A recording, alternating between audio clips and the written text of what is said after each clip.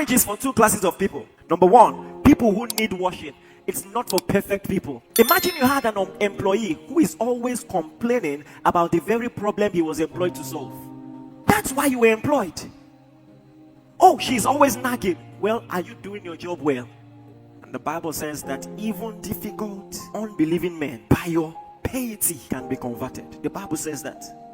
And he was talking to people who were already married before one of them got born again. So it wasn't an advocacy for missionary marriage. But what do you do when you find Christ? Your partner is difficult. He says that by your piety.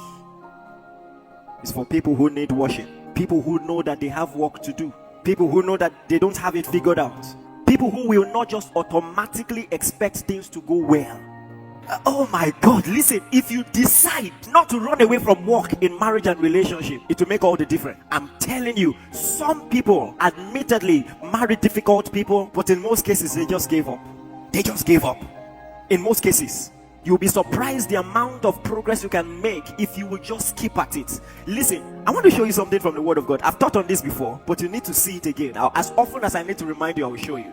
You know, a lot of Christians have this notion that as long as I find the right person, I will have a good marriage. Are you aware it's false?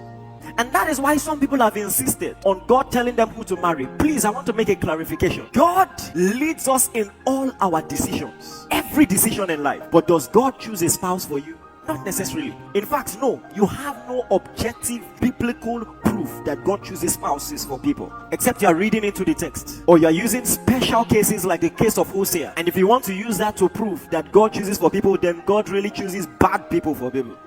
Hosea was a demonstrative prophet. Go and learn what that means. His life was supposed to be a metaphor of the relationship between Israel and God. That is not the ideal happenstance for choosing a spouse. God doesn't choose for people. He will lead you in your choice. He will expose the folly of your intended decision, but He will choose for you.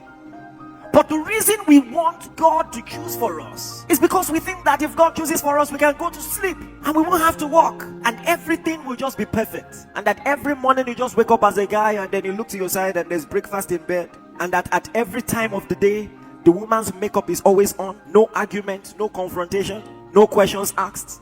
And so when you come to Acts chapter 13, you know the story. The Bible says that prophets and apostles were in a meeting, ministering to the Lord and fasting. And then the Bible says the Holy Ghost said, separate unto me Paul and Barnabas for the work whereunto I have called them. Right?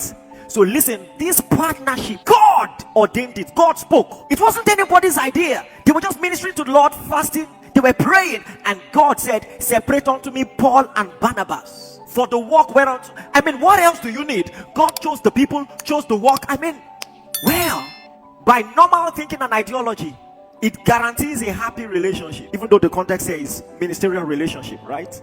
Guess what? It's still spoiled. They fought. There's a reason why you eventually begin to hear of Paul and Silas instead of Paul and Barnabas. It's because they fell out. And so the Bible tells us in Acts chapter 15 verse 39, it says, then the contention became sharp, that they parted from one another. The fact that God said, you people should be together does not mean you will divorce.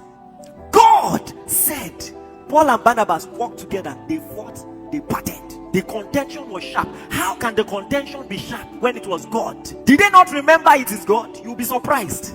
When you have an expectation that every circumstance should be favorable, you will be surprised. You will forget divine encounters, divine confirmation. Even John the Baptist that saw the Spirit descend as a dove. Do you know how dramatic that is? It's not a nudge. He didn't have a nudge. He saw the Spirit descend like this. When he was in prison, he said, are you the one or should we look for another person? Isn't that true? All I'm telling you is this. If you have this expectation that things have to go right just because God said so, and that absorbs me from putting in the requisite labor required, listen, you are in for a disappointment, and that's no prophecy.